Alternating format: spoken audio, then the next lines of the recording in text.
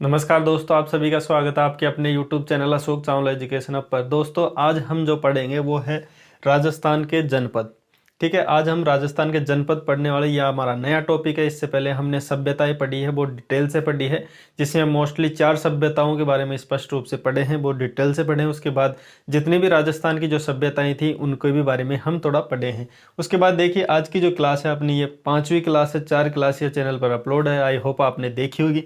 देखिए, आज की जो 5वीं क्लास है वो राजस्थान के जनपद से संबंधित आज हम बात करने वाले हैं। तो इसमें राजस्थान से जो जनपद है, राजस्थान के जो, देखिए इसमें जनपद और महाजनपद दोनों टॉपिक अलग अलग तरीके से। जो महाजनपद हम भारत के सापेक्ष में पढ़ते हैं और राजस्थान के जनपद हम राजस्थान के सापेक्ष में पढ़ेंगे। लेकिन जो राजस्थान में कनेक्ट होते हैं जो महाजनपद, उनको भी हम लेते हुए चलेंगे।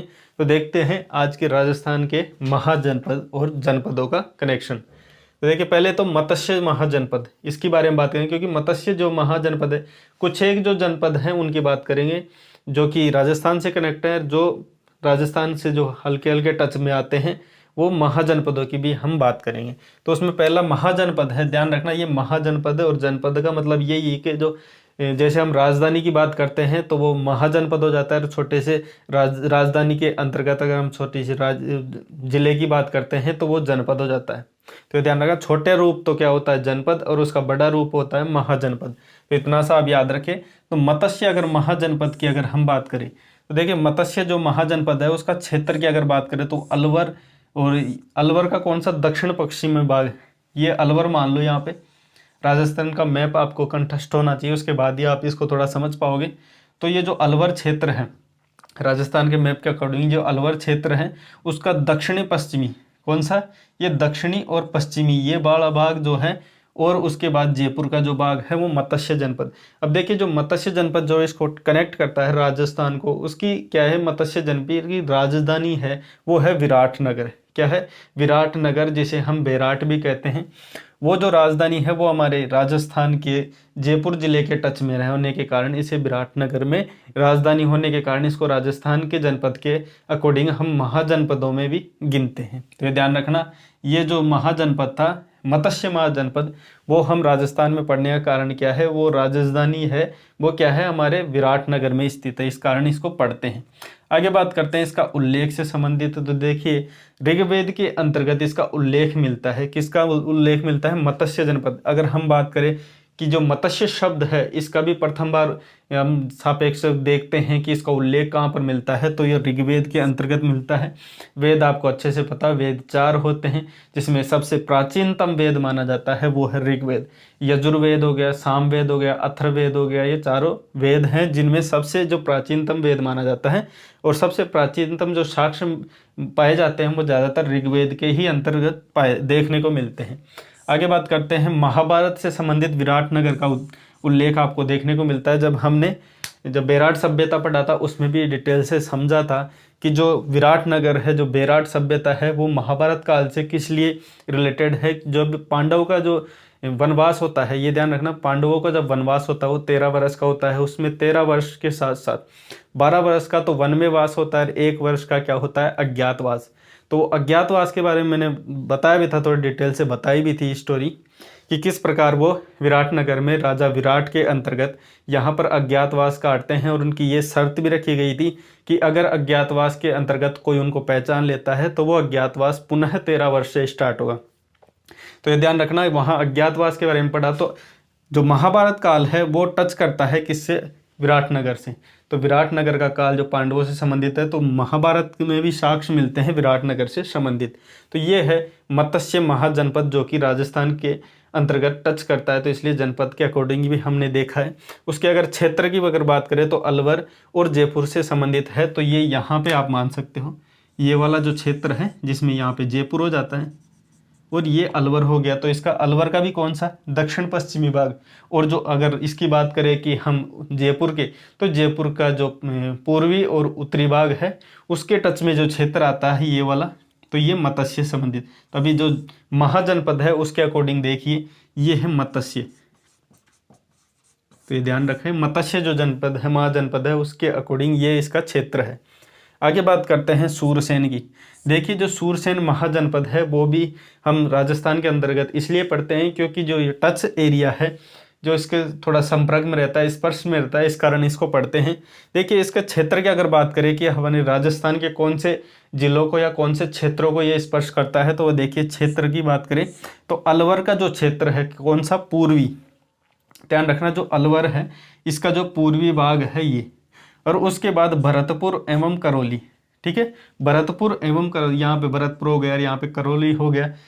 हाँ तो दोस्तों इसमें क्या है, आपको नक्शे का पूरा नॉलेज होना चाहिए, उसके साथ ही आपको पता चले, क्योंकि इसमें जो प्रश्न निर्माण होते हैं तो यही होते हैं कि आपको इसमें क्षेत्र विशेष पूछा जाता है कि मत्स्य जो महाजनपद है उसका क्षेत्र कहाँ पर है, किस क्षेत्र से संबंधित है, तो आपको नक्शे का नॉलेज होना चाहिए। तो अगर हम बात करें कौन से, सूरसेन महाजनपद की, देखिए इसकी अगर राजधानी की बात करें तो मथुरा है, मथुरा यहाँ पे है आसपास में यहाँ पे, तो मथुरा का जो क्षेत्र है राजधानी का, इस कारण ये यहाँ पे टच करती है इस एरिया को। तो इस एरिया को टच करने के, स्पर्श करने के कारण, इसकी राजधानी मथुरा होने के कारण ही ये इसका क्षेत्र यहाँ पे होता है, इसको हम सूरसेन के अंतर्गत। देखिए सूरसेन जो महाजनपद है उसके कुछ क्षेत्र अपने राजस्थान में टच होने के कारण, तो ये भी ध्यान रखिए इस बात को। और अगर बात करें थोड़ा, देखिए जो मथुरा है उससे आपको स्पष्ट हो रहा है कि जो मथुरा जो राजधानी रही है उसमें जो राजा थे वो थे श्री कृष्ण, और श्री कृष्ण यदुवंशी, तो यह ध्यान रखना कि यदुवंशी से संबंधित थे, और यहाँ पे जो राजा थे वो है श्री कृष्ण। आगे बात करते हैं कुरु महाजनपद। देखिए जो कुरु महाजनपद है वो भी स्पर्श करता है राजस्थान को, इस कारण इसको पढ़ते हैं हम। तो कुरु महाजनपद है उसकी अगर हम लोकेशन देखें कि वो किस स्थल पर पड़ता है, तो जो कुरु महाजनपद है वो यहाँ पे पड़ता है। यहाँ पे जैसे क्षेत्र हो गया दिल्ली का, हरियाणा का, पंजाब इत्यादि, तो यहाँ पे जो हरियाणा के आसपास का जो क्षेत्र है वहाँ पे कुरु राजधानी जो महाजनपद है वो स्थित है। इसकी राजधानी की अगर बात करें तो इसकी राजधानी है यहाँ पर, जो कि हम इंद्रप्रस्थ के रूप में या फिर हस्तिनापुर के नाम से जानते हैं, और वर्तमान में जिसे दिल्ली कहते हैं। तो देखिए दिल्ली जो है इंद्रप्रस्थ और हस्तिनापुर के नाम से जानी जाती है, वो है कुरु जो महाजनपद है उसकी राजधानी। और यह कुरु महाजन की राजधानी दिल्ली होने के कारण इसके क्षेत्र हैं जो स्पर्श करते हैं राजस्थान से। तो राजस्थान पे कौन कौन से क्षेत्र स्पर्श करते हैं वो देखिए। तो इसमें अगर राजधानी की इंद्रप्रस्थ जिसे हस्तिनापुर, तो हस्तिनापुर देखिए इसमें राजधानी है। और अब बात करें तो अलवर का कौन सा क्षेत्र, उत्तरी, ये ध्यान रखना, ये अलवर का जो उत्तरी क्षेत्र है यहाँ पे ये टच करता है कौन सी सीमा को, अपने जो इंद्रप्रस्थ है, हस्तिनापुर है, कुरु महाजनपद की राजधानी को। तो इसलिए ये क्षेत्र भी राजस्थान का टच होने के कारण हम कुरु महाजनपद को भी इसके अंतर्गत पढ़ लेते हैं। तो ये जानकारी आपको पता होनी चाहिए, ये क्षेत्र कौन सा है, कुरु का क्षेत्र है। तो ये आपको तीनों पता होना चाहिए। और इसके बाद हम बात करें कि देखिए थोड़ा सा जो क्षेत्र है वो कनेक्ट होता है अवंती का, जो अवंती महाजनपद है उसका क्षेत्र भी यहाँ पे टच होता है थोड़ा बहुत। तो उसको अगर देखें तो उसकी दो राजधानियाँ हुई है, जो अवंती महाजनपद है उसकी दो राजधानियाँ हुई है, उसमें एक राजधानी है उज्जैन, एक माहिष्मती जो हमने पढ़ा था, तो माहिष्मती एक तो राजधानी है जो कि थोड़ी दक्षिण में है, और एक उत्तर में स्थित है वो है उज्जैन, या उज्जैनी भी हम कहते हैं। तो उज्जैनी जो राजधानी है वो राजस्थान के थोड़ा स्पर्श करती है। तो ये पहले तो नहीं थे टच, लेकिन बाद में जैसे जैसे राज्य इसका विस्तार, महाजनपद का विस्तार किया गया, तो उसके कुछ जैसे बांसवाड़ा, चित्तौड़गढ़ इत्यादि ये नीचे के जो जिले हैं वो यहाँ पे स्पर्श होने के कारण हम इसको भी पढ़ते हैं, अवंती जो महाजनपद है उसको भी पढ़ते हैं।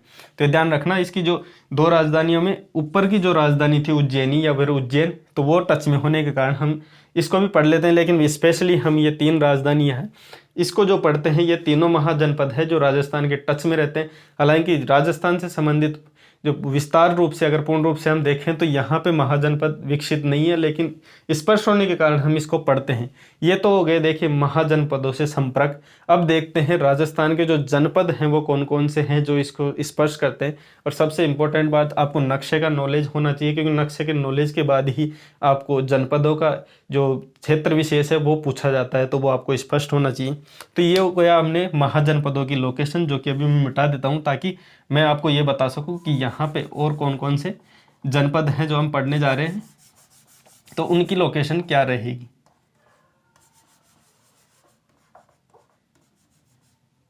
ठीक है,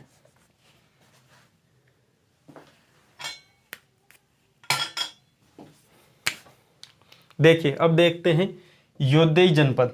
ये हम राजस्थान की जो स्पेशल राजस्थान में जो कनेक्ट हैं पूर्ण रूप से उनको पढ़ेंगे। तो योद्दई जनपद की अगर हम बात करें तो ये गंगानगर हनुमानगढ़ का क्षेत्र है। ये मैंने सिंबल बना रखा है, आई होप आपको दिख रहा होगा। तो ये जो क्षेत्र है ये किससे संबंधी है? योद्दई जनपद यानी गंगानगर और हनुमानगढ़ का जो क्षेत्र है वो योद्दई जनपद के अंतर्गत आता है। और यहाँ पे ये माना जाता है कि भारत में जो आक्रमण हुए हैं कुषाणों ने जो आक्रमण किया है उनको रोकने का कार्य किया है किसे? योद्दई जनपद के लोगों द्वारा। अब देखिए ये कहाँ पे हमको देखने को मिलता है? तो ये जूनागढ़ जो अभिलेख है उसके अंतर्गत ये देखने को मिलता है कि कुषाणों का जो आक्रमण हुआ है भारत पे उसको रोका था किन्होंने? योद्दई जनपदों ने। उसके बाद हम बात करते हैं मालव जनपद।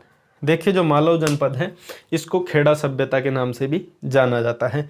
और अगर इसके क्षेत्र की बात करें तो ये हमारे राजस्थान के टोंक जिले के आसपास का जो क्षेत्र है और जयपुर जिले के आसपास का क्षेत्र है उसमें पड़ता है। इसकी राजधानी की अगर बात करें तो इसकी राजधानी है नगर, जो कि आपको कन्फ्यूज करती है क्योंकि राजधानी नगर एवं नगरी दोनों में आप बहुत कंफ्यूज होगे। तो इसलिए ये ध्यान रखना जो नगर राजधानी है वो टोंक के आसपास का क्षेत्र है उसकी राजधानी थी। और सिवी जनपद जब हम पढ़ेंगे तो उसमें क्या है? मध्यमिका नगरी। तो नगरी और नगर में थोड़ा स्पेशली ध्यान रखना। तो अगर यह बात करें कि सर्वाधिक सिक्के यहाँ से प्राप्त हुए हैं, कहाँ से सिक्के प्राप्त हुए हैं सर्वाधिक? टोंक से और जयपुर के आसपास के क्षेत्र से। बात अगर लोकेशन की बात करें तो देखिए टोंक से और यहाँ पे जयपुर मैंने बताया, तो टोंक जयपुर के आसपास का क्षेत्र है वो जो क्षेत्र है वो मालव से संबंधित है। तो ये मैं इंगित कर रहा हूँ, आप देख लीजिएगा। तो ये क्षेत्र विशेष है। तो ये टोंक से सर्वाधिक सिक्के यहाँ पे प्राप्त हुए हैं कहाँ से? रेड से। तो देखिए रेड जो हम ये एक सभ्यता के अंतर्गत भी हम पढ़े हैं कि रेड सभ्यता है वो टोंक की है, तो हमने उस टाइम में पढ़ा था। अरे रेड को क्या टाटा नगर भी कहता है। अगर इसके खोजकर्ता की बात करें तो कैलाश नाथपुरी इसके खोजकर्ता थे इस सभ्यता के। आगे बात करते हैं सिवी जनपद। कौन सा है? सिवी जनपद की अगर देखिए लोकेशन के अनुसार बात करें इस मैप के अनुसार तो सिवी जनपद का जो लोकेशन है वो चित्तौड़गढ़ एवं उदयपुर से संबंधित है।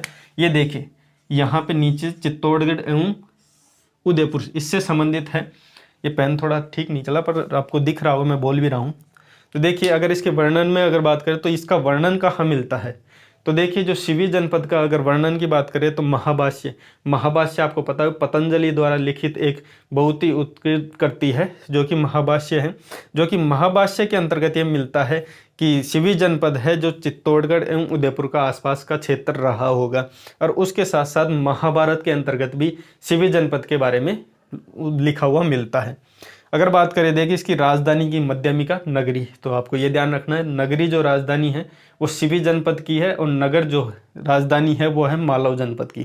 तो आपको दोनों का ध्यान रखना है। राजस्थान का जो उत्खनन सर्वप्रथम हुआ था, राजस्थान का जो सर्वप्रथम उत्खनन जहाँ पे हुआ था वो था सिवी जनपद की मध्यमिका नगरी के अंतर्गत हुआ था। और देखिए इसका जो उत्खनन कार्य किया था वो डी.आर. भंडारकर ने किया था 1904 के अंतर्गत। कब किया था? 1904 के अंतर्गत डी.आर. भंडारकर ने। आगे बढ़ते हैं साल्व जनपद। देखिए साल्व जनपद है उसका देखिए तो अलवर मत्स्य के आसपास। अब जहाँ पे मत्स्य की बात हो रही है तो वो है यह अलवर का जो दक्षिण पश्चिमी क्षेत्र एवं जयपुर का उत्तरी पूर्वी क्षेत्र। तो यहाँ पे बात हो रही है इस क्षेत्र की। तो ध्यान रखना ये जो क्षेत्र है साल्व जनपद का क्षेत्र वो है यहाँ पे अलवर एवं जयपुर यानी मत्स्य के आसपास का क्षेत्र। अब यहाँ की राजधानी की अगर बात करें तो महाभारत के अनुसार बताई गई है कि महाभारत के अनुसार यहाँ की राजधानी जी की मृत्तिकावती। क्या थी? मृत्तिकावती। तो ये ध्यान रखना इसका जो क्षेत्र था वो ये था। उसके बाद बात करते हैं राजन्य। देखिए जो राजन्य जनपद था वो है भरतपुर के आसपास का क्षेत्र, यानी जो भरतपुर है ये ध्यान रखना ये भरतपुर है। इसके जो आसपास का जो क्षेत्र है वो कौन से जनपद के अंतर्गत है? राजन्य जनपद के अंतर्गत। एक अर्जुनायन जनपद है जो कि अलवर एवं सीकर का कुछ भाग है। यहाँ पे अलवर है और यहाँ पे सीकर है, यह ध्यान रखना। तो अलवर और सीकर के आसपास का जो क्षेत्र है वो भी किस में आता है? अर्जुनायन क्षेत्र। और ये ध्यान रखना जो अर्जुनायन है जनपद है, राजन्य जनपद है और एक हो गया योद्दई जनपद। तो ये जनपद ऐसे जनपद है जो यहाँ के नहीं थे, यहाँ के नहीं थे। ये थे जनपद क्या है? पंजाब के। जब सिकंदर का आक्रमण होता है भारत में, ठीक है, जब भारत में जब आक्रमण हुए हैं वो पश्चिम से हुए, भारत के पश्चिम से हमेशा जो भी आक्रमण हुए हैं बाहरी आक्रांताओं के द्वारा तो पश्चिम से हुए हैं। ठीक है। अगर भारत के नक्शे की अगर बात करें तो पश्चिम से जो भी आक्रमण हुए, तो यहाँ पे क्षेत्र था वो है पंजाब हो गया, हरियाणा हो गया, राजस्थान हो गया। तो यहाँ से जब आक्रमण हुआ तो वहाँ पंजाब का राजा था, आपको पता हो कि पोरस जो राजा था उस समय, तो पोरस पे ये आक्रमण हुआ था जो कि सिकंदर के द्वारा करवाया गया था। जब सिकंदर द्वारा ये आक्रमण करवाया गया तब यहाँ पे क्या है कि जो पोरस है बहुत ही शक्तिशाली योद्धा होने के साथ साथ बहुत ही चालाक भी था, लेकिन कुछ बहुत सी ज़्यादा प्रयास करने के बाद भी जब यहाँ पे पार नहीं पड़ी, तब जब सिकंदर का आक्रमण, तो यहाँ से बहुत से जो जनपद है उठ के राजस्थान की ओर प्रवेश करने लगे। तब जब राजस्थान के तब योद्धे प्रवेश करने लगे तो यहाँ पे आगे जहाँ पे गंगानगर हनुमानगढ़ का क्षेत्र के अंतर्गत उन्होंने बसाया। उसके बाद अगर बात करें तो राजन्य तो वो भरतपुर में आ गए, और अर्जुनयन है वो अलवर शिखर के आसपास के क्षेत्र में यहाँ पर इकट्ठे हो गए। तो ये पंजाब के आए हुए क्या है जनपद है जो कि यहाँ राजस्थान में आए हैं। तो ध्यान रखना ये डिटेल्स है जो कि राजस्थान के जनपद से संबंधित है। आज का जो हमारा टॉपिक है वो है राजस्थान के जनपद, जो हमने डिटेल से पढ़ा है। मेरे हिसाब से इसमें जितनी डिटेल्स दी जा सकती थी आपके सिलेबस के अकॉर्डिंग वो मेरे हिसाब से काफ़ी है। फिर भी अगर कुछ बच्चों को लगे कि हाँ ये इतनी डिटेल्स भी अगर कम है तो हो सकता है मैं थोड़ा और डिटेल से पढ़ाने की कोशिश करूँगा। मेरे हिसाब से आपके सिलेबस के अनुसार और आपके पेपर के लेवल के अनुसार, देखिए जो अभी भर्ती प्रक्रिया हुई थी उसमें भी आपने देखा होगा कि इससे संबंधित प्रश्न अपने को देखने को नहीं मिला था, लेकिन क्योंकि नया टॉपिक जुड़ा था रीट के सिलेबस में तो उसमें महाजनपद जुड़ा था, तो महाजनपद से एक प्रश्न देखने को मिला था। तो लेकिन इनमें से प्रश्न देखने को नहीं मिला, क्षेत्र विशेष पे भी नहीं मिला। तो इसलिए जो मोस्टली जो प्रश्न मेरे हिसाब से जो बन सकते थे, मेरे हिसाब से बहुत डीप हैं, इससे डीप तो हो नहीं सकता इस लेवल के अनुसार। तो इस लेवल के अनुसार तो मैंने बहुत अच्छे से पढ़ाने का प्रयास किया है। तो देख लीजिए एक बार, एक स्क्रीनशॉट ले लीजिए, उसके बाद हम बताता हूँ नेक्स्ट टॉपिक।